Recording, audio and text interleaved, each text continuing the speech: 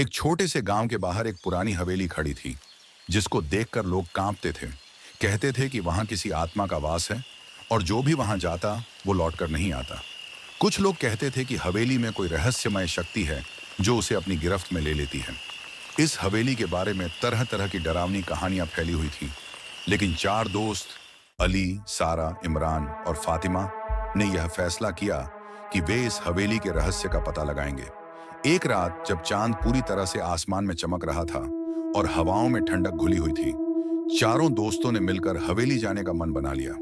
सारा और फातिमा थोड़ी घबराई हुई थीं, लेकिन अली और इमरान का कहना था कि यह सब सिर्फ अफवाहें हैं। वे सब एक साथ हवेली की ओर बढ़े। जैसे ही वे हवेली के पास पहुंचे, अली ने बड़ी हिम्मत दिखाते हुए दरवाजा खोला।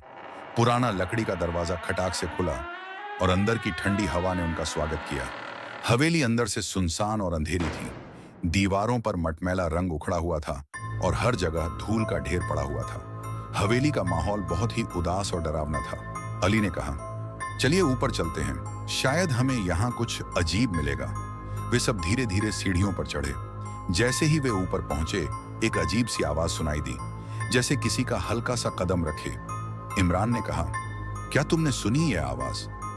लेकिन कोई जवाब नहीं आया। फिर वे एक कमरे में पहुंचे, जहां एक पुरानी तस्वीर दीवार पर लटकी हुई थी।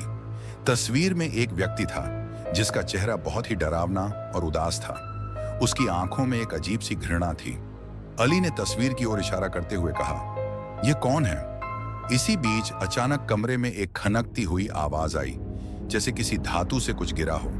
फातिमा कांपते हुए बोली, क्या यह आवाज थी? इमरान ने उसे शांत करते हुए कहा, कुछ नहीं है, शायद यह हवेली का पुराना ढांचा है। लेकिन तभी अचानक कमरे के दरवाजे के पास एक ठंडी हवा का झोंका आया और कमरे में अंधेरा और गहरा हो गया। फातिमा ने कहा, हमें यहां से जल्दी जाना चाहिए, मुझे अच्छा नहीं लग रहा है। लेकिन अली और इमरान को तो यकीन था कि यह सब कुछ सामान्य है। तभी एक अजीब सी आवाज उनके कानों में गूंजने लगी। यह आवाज किसी और नहीं बल्कि एक महिला की खौफनाक हंसी थी। तभी अचानक कमरे के बीचों बीच एक धुआं सा छा गया और उसकी बीच में एक कटी फटी शख्सियत दिखाई दी। वह रूप कोई और नहीं बल्कि उसी तस्वीर में दिखने वाला व्यक्ति था। उसकी आंखों में अजीब सी चमक थी और उसके चेहरे पर एक भयावह मुस्कान थी। वह धीमे धीमे उनकी ओर बढ़ रहा था। इमरान ने चिल्लाते हुए कहा, यह क्या है? यह तो वह आदमी है जिसकी तस्वीर थी। और तभी वह रूप बोल पड़ा, तुम लोगों ने यहां आकर मेरी शांति को भंग किया है। अब तुम्हारे लिए वापस जाना मुश्किल होगा। सारा और फातिमा डर से कांप रहे थे, लेकिन अली और इमरान की हिम्मत टूट चुकी थी। वह जानते थे कि अगर वे यहां से अब नहीं भागे तो वे कभी बाहर नहीं निकल पाएंगे। अली ने चिल्लाते हुए कहा, हमें यहां से निकलना होगा। और सब ने दौड़ते हुए हवेली के बाहर की ओर भागना शुरू किया। जैसे ही वे बाहर पहुंचे, उन्होंने देखा कि हवेली की संरचना जैसे बदल चुकी थी। वहां पहले जो रास्ता था, अब वह गायब था। उन्हें एहसास हुआ कि हवेली की मर्जी के बिना कोई बाहर नहीं जा सकता। तभी पीछे से वह आत्मा एक बार फिर दिखी। उसकी आंखों में कड़ी नाराजगी और घृणा थी। लेकिन तभी किसी रहस्यमय शक्ति ने उन सबको हवेली से बाहर खींच लिया और वे किसी तरह वहां से बचकर निकल आए।